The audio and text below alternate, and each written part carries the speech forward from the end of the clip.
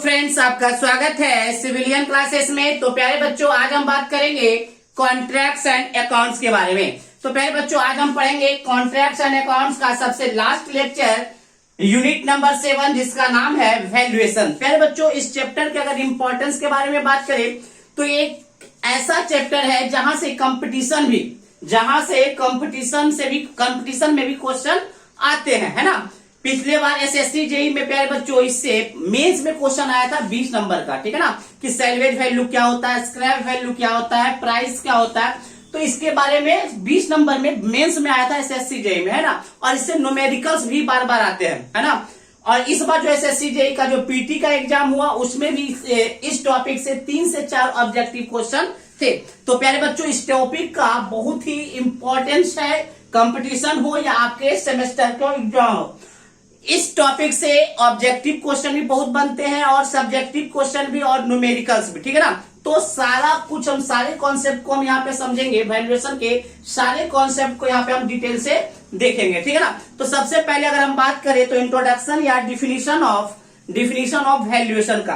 तो वैल्यूएशन प्यारे बच्चों एक ऐसा टेक्निक है जिससे किसी भी हम स्ट्रक्चर का क्या पता करते हैं, प्राइस पता करते हैं। क्या पता करते हैं? प्राइस, उसका वैल्यू क्या है। बात समझ में आया? तो हमने क्या बोला प्यारे बच्चों, वैल्यूएशन एक ऐसा टेक्निक है जिससे किसी भी इंजीनियरिंग स्ट्रक्चर का या लैंड का, मतलब दैट मीन्स जमीन का, हम क्या पता करते हैं, प्राइस पता करते हैं, उसका वैल्यू पता करते हैं। बात समझ में आया प्यारे बच्चों? हमने क्या बोला, वैल्यूएशन एक ऐसा टेक्निक है जिससे किसी भी इंजीनियरिंग स्ट्रक्चर का या किसी लैंड मतलब जमीन का हम प्राइस या वैल्यू पता करते हैं, ठीक है ना। तो देखिए प्यारे बच्चों, हमने क्या लिखा, valuation is the technique. Valuation क्या एक ऐसा टेक्निक है, क्या करने का, तो valuation is the technique of estimating and determining, मतलब एस्टिमेट करने का या डिटरमाइन करने का। क्या डिटरमाइन करने का, तो फेयर प्राइस या वैल्यू किसका, तो प्रॉपर्टीज का। किसका, तो प्रॉपर्टीज का। कैसे प्रॉपर्टीज का भाई, तो सच है बिल्डिंग हो, फैक्ट्री हो या अदर इंजीनियरिंग स्ट्रक्चर जो वेरियस टाइप्स के हो सकते हैं, जैसे कि आप डैम्स बोल सकते हैं, किसी भी स्ट्रक्चर का, है ना, या आप कैनाल्स बोल सकते हैं। किसी भी स्ट्रक्चर का आप क्या पता करते हैं, या लैंड का आप क्या पता करते हैं प्यारे बच्चों, उसका वैल्यू पता करते हैं, उसके वैल्यू को एस्टिमेट करते हैं। तो यही जो टेक्निक होता है पता करने का, उसके वैल्यू को एस्टिमेट करने का, वही टेक्निक क्या कहलाता है प्यारे बच्चों, इस वैल्यूएशन कहलाता है। क्या कहलाता है, वैल्यूएशन। तो प्यारे बच्चों, वैल्यूएशन के मदद से हम किसी भी स्ट्रक्चर का हम प्रेजेंट वैल्यू भी निकालते हैं। तो हम क्या बोले प्यारे बच्चों, दूसरे लाइन में देखिएगा, बाय वैल्यूएशन के द्वारा the present value of properties is defined. मतलब आप वैल्यूएशन के मदद से आप किसी भी प्रॉपर्टीज का प्रेजेंट वैल्यू भी डिफाइन कर सकते हैं। द प्रेजेंट वैल्यू में बी डिसाइडेड बाय। अच्छा प्यारे बच्चों, अगर हम बात करें, मेरे पास एक, मान लीजिए ये मेरा मतलब ये पेन है, इस पेन का प्रेजेंट वैल्यू कितना है, तो आप कैसे बोलिएगा, इस पेन का प्रेजेंट वैल्यू आप कैसे बताइएगा, तो ये बोलिएगा कितने में बिक रहा है, जितने में बिक रहा होगा वही इसका क्या है, प्रेजेंट वैल्यू है। या हम ये भी बोल सकते हैं कि कभी बिक नहीं रहा, फिर भी हम अंदाज से बताना चाहते हैं कितना वैल्यू है, तो हम क्या बोल सकते हैं कि इस स्ट्रक्चर से, इस पेन से मेरा कितना इनकम आ रहा है, इनकम के आधार पे भी इसका प्रेजेंट वैल्यू बताया जा सकता है। या मान लीजिए कोई बिल्डिंग है, उससे कितना रेंट आ रहा है, अगर किसी बिल्डिंग का रेंट आ रहा है, मान लीजिए 10 वो वहां पे क्या है रेंटर है, तो वहां से रेंट आता होगा, तो किसी बिल्डिंग के रेंट के मदद से भी उस बिल्डिंग का प्रेजेंट प्राइस डिसाइड किया जाता है, ठीक है प्यारे बच्चों। तो हमने क्या बोला कि by valuation the present value of properties defined. Valuation के मदद से किसी भी प्रॉपर्टीज का प्रेजेंट वैल्यू भी निकाल सकते हैं, और प्रेजेंट वैल्यू किसी भी स्ट्रक्चर का डिसाइड करता है किससे, उस स्ट्रक्चर का सेलिंग प्राइस से, उस स्ट्रक्चर का क्या इनकम है या उस स्ट्रक्चर का क्या रेंट है, ठीक है ना।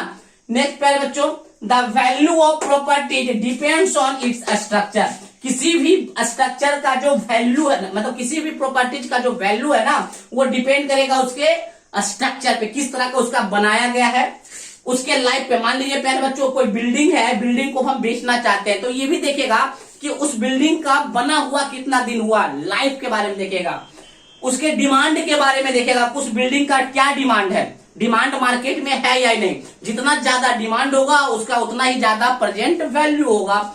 अब देखेगा मेंटेनेंस। अगर मान लीजिए कोई बिल्डिंग का 20 साल बना हुआ हो गया तो उसका मेंटेनेंस कैसा है। कभी कभी ऐसा होता है प्यारे बच्चों, अगर आप मेंटेनेंस अच्छी तरीके से कर रहे हैं ना तो उसका वैल्यू बढ़ जाता है। क्यों? क्योंकि वो मेंटेनेंस इतना अच्छा से करता है कि न्यू जैसा रहता है। तो न्यू जैसा रहेगा तो आपका वैल्यू प्रॉपर्टीज का ज्यादा होगा। तो प्रेजेंट वैल्यू मेंटेनेंस पे भी डिपेंड करेगा। लोकेशन, किस लोकेशन पे है प्यारे बच्चों, मान लीजिए सेम बिल्डिंग है जो कि आपके गांव में है और सेम बिल्डिंग दिल्ली में है, तो लोकेशन पे तो डिपेंड करेगा। दिल्ली में उसी बिल्डिंग का वैल्यू ज्यादा होगा और आपके गांव में उसी प्रॉपर्टीज का वैल्यू कम होगा। ठीक है ना। तो लोकेशन पे भी किसी भी प्रॉपर्टीज का वैल्यू डिपेंड करता है। सप्लाई पे भी डिपेंड करता है प्यारे बच्चों। मान लीजिए प्यारे बच्चों, अभी अगर हम अभी बात करें परवल का, तो अभी क्या हो रहा है ना बच्चों, परवल जो है, परवल सब्जी का बात कर रहे हैं, ठीक है ना। परवल जो है ना अभी मार्केट में बहुत ज्यादा महंगा दे रहे हैं। क्यों? क्योंकि आना जाना सप्लाई उसका कम हो गया। परवल है, ऐसा बात नहीं, परवल पटना में, बिहार शरीफ में है, लेकिन हमारे गांव तक नहीं आ पा रहा है। क्यों? क्योंकि गाड़ी बंद है। तो सप्लाई अगर बंद है तो उसी स्ट्रक्चर का, उसी प्रॉपर्टीज का वैल्यू बढ़ जाता है। तो सप्लाई पे भी डिपेंड करता है, बैंक के इंटरेस्ट पे भी डिपेंड करता है। ठीक है ना। तो हमने क्या मोटा मोटी हमने क्या सीखा प्यारे बच्चों, वैल्यूएशन एक ऐसा टेक्निक है जिससे किसी भी स्ट्रक्चर का हम क्या पता करते हैं, उसके वैल्यू को पता करते हैं, उसके प्राइस को पता करते हैं। फिर हमने क्या बोला, वैल्यूएशन की मदद से किसी भी स्ट्रक्चर का हम प्रेजेंट वैल्यू भी बता सकते हैं। प्रेजेंट वैल्यू डिसाइड हम करते हैं उसके सेलिंग प्राइस पे, उसके रेंट पे और उसके इनकम पे। फिर हमने बोला कि किसी भी प्रॉपर्टी का वैल्यू जो होगा ना डिपेंड करेगा किस किस पे, उसका स्ट्रक्चर कैसा है, उसका लाइफ कितना दिन हो गया, उसका डिमांड कितना है, उसका मेंटेनेंस कितना है, वो प्रॉपर्टी किस लोकेशन पे है, वहां पे सप्लाई कैसा आ रहा है, बैंक का इंटरेस्ट कितना है, ये सब पे भी डिपेंड करता है आपका किसी भी स्ट्रक्चर का वैल्यू। ठीक है ना।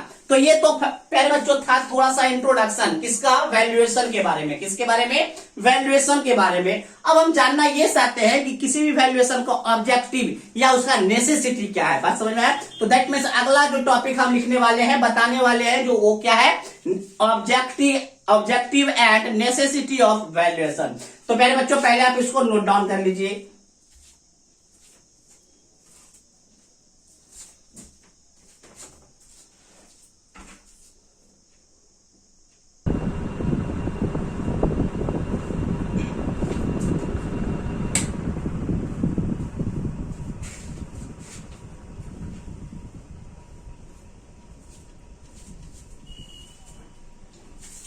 तो पहले बच्चों हम लोग देखेंगे purpose and necessity of valuation.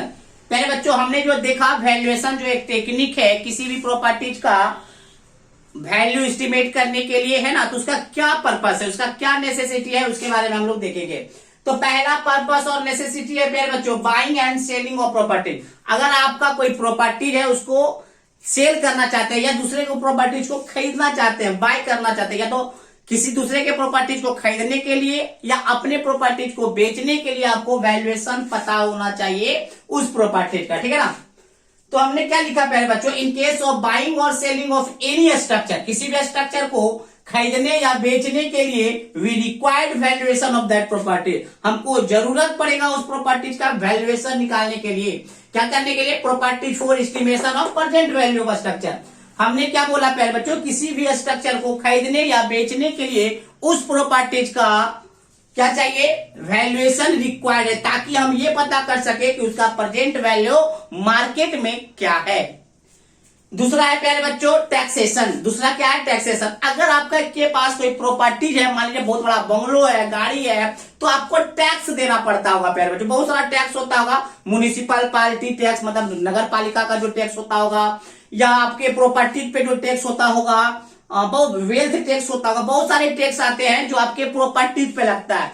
तो कितना टैक्स आपको देना है वो भी आपके वैल्यूएशन पे पता कर, क्योंकि वैल्यूएशन से पता चल जाएगा उसके आपके पास वैल्यू कितना है प्रॉपर्टीज का, उस वैल्यू के अनुसार आपको देना होगा टैक्स। तो प्यारे बच्चों दूसरा हमने लिखा taxation, to assess the tax of property. अगर आप किसी प्रॉपर्टीज का टैक्स देना चाहते हैं, इट्स वैल्यूएशन इज रिक्वायर्ड, इसीलिए तो आपको वैल्यूएशन का जरूरत पड़ेगा।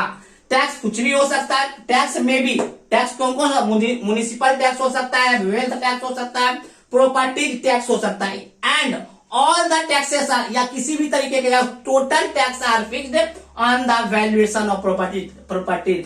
और किसी भी तरीके का जो टैक्स होता है प्यारे बच्चों वो आपके प्रॉपर्टी पे ही क्या करता है, डिपेंड करता है, ठीक है ना। चलिए अब तीसरा हमने लिखा है रेंट फिक्सेशन। मान लीजिए प्यारे बच्चों आपके पास एक घर है, आप उसको रेंट पे देना चाहते हैं, तो कैसे दीजिएगा। सेम जमीन है, मान लीजिए प्यारे बच्चों आपके पास, हमारे पास 2 एकड़ जमीन है और आपके पास भी 2 एकड़ जमीन है, मेरा झोपड़ी है और आपका बहुत बड़ा महल है। तो जब दोनों रेंट देंगे तो मेरा तो झोपड़ी है, तो झोपड़ी में तो ज्यादा रेंट देगा नहीं, आपका महल है तो आपको ज्यादा रेंट देगा। तो दैट मीन्स रेंट भी डिसाइड होता है किससे, प्रॉपर्टीज पे। मतलब आपका जो वैल्यू कितना है घर का उस पर डिपेंड करता है। बात समझ में आया। तो किसी भी प्रॉपर्टीज के वैल्यू के आधार पे ही उसका रेंट भी डिसाइड किया जाता है। तो रेंट को फिक्स करने के लिए वैल्यूएशन जरूरी है। हमने क्या लिखा, in order to determine the rent of property, आप किसी भी प्रॉपर्टीज का रेंट डिटरमाइन करना चाहते हैं, देन वैल्यूएशन इज रिक्वायर्ड। तो वैल्यूएशन आपको जरूरत पड़ेगा। Rent is usually fixed on certain percentage of property. प्यारे बच्चों जनरली जो होता है ना, जो रेंट फिक्स किया जाता है वो प्रॉपर्टीज का कुछ सर्टेन परसेंटेज फिक्स किया जाता है। जनरली 6 से 10% फिक्स किया जाता है रेंट, ठीक है ना, सालाना। मान लीजिए आपका 1 करोड़ का बिल्डिंग है, आप अगर मान लीजिए प्यारे बच्चों आपका 1 करोड़ का बिल्डिंग है तो लगभग 10% मतलब 10 लाख रुपया आप उसका क्या ले सकते हैं, किराया ले सकते हैं पर एनम, मतलब 1 साल में, ठीक है ना। Next security of loan. चौथा क्या प्यारे बच्चों, अगर आप बैंक से लोन उठाना चाहते हैं अपने प्रॉपर्टीज के ऊपर, अगर आप बैंक से लोन उठाना चाहते हैं प्रॉपर्टीज के ऊपर, तो बैंक वाला सबसे पहले पता करेगा क्या कि आप जिस प्रॉपर्टी पे आप टैक्स लेना चाहते, मतलब लोन लेना चाहते हैं, उस प्रॉपर्टीज का प्रेजेंट वैल्यू कितना है। तो दैट मीन्स प्यारे बच्चों लोन उठाने के लिए भी वैल्यूएशन का जरूरत पड़ गया। तो हमने क्या लिखा, when the loans are taken against the security of properties. अगर आप लोन उठाना चाहते हैं किसके अपेक्ष में, अपने प्रॉपर्टीज के सिक्योरिटी रखकर, then its valuation is required. तो वैल्यूएशन जरूरी पड़ेगा।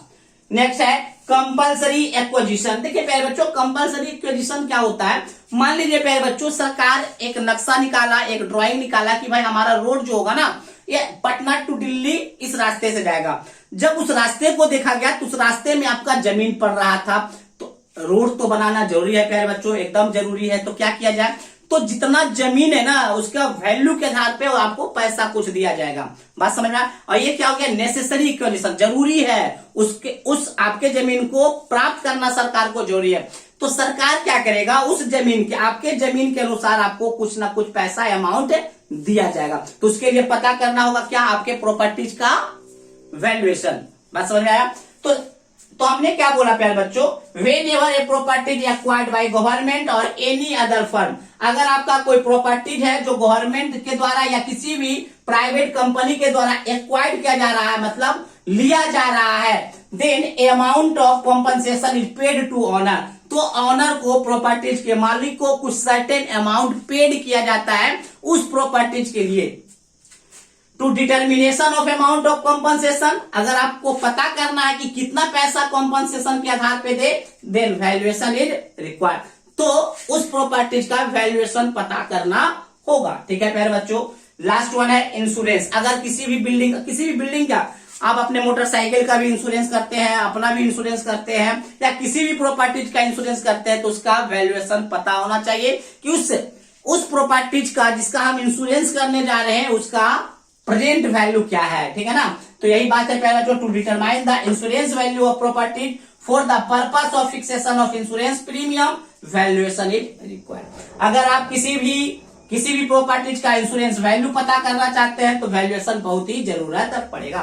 तो इसके अलावा भी बहुत सारे पर्पस होंगे, बहुत सारे नेसेसिटी होंगे, बट ये जो इंपॉर्टेंस पर्पस एंड नेसेसिटी था जो हम आपके सामने रख दिए, है ना। तो प्यारे बच्चों आज के क्लास में हमने क्या देखा कि पहला तो देखा इंट्रोडक्शन ऑफ वैल्यूएशन। वैल्यूएशन एक ऐसा टेक्निक है जिससे हम किसी भी प्रॉपर्टीज के वैल्यू, प्राइस के बारे में पता करते हैं, और वैल्यूएशन के आधार पे ही हमको क्या पता चलता है, किसी भी प्रॉपर्टी का प्रेजेंट वैल्यू जो डिसाइड होता है सेलिंग प्राइस पे, उसके इनकम पे या उसके रेंट पे, ठीक है ना। तो उसके बाद हमने देखा प्यारे बच्चों purpose and necessity of valuation. तो प्यारे बच्चों अब अगले क्लास में पढ़ेंगे कुछ नए कॉन्सेप्ट, कुछ नए टेक्निक के साथ। तो आज के लिए बस इतना ही। Thank you. इसको नोट डाउन कर लीजिए।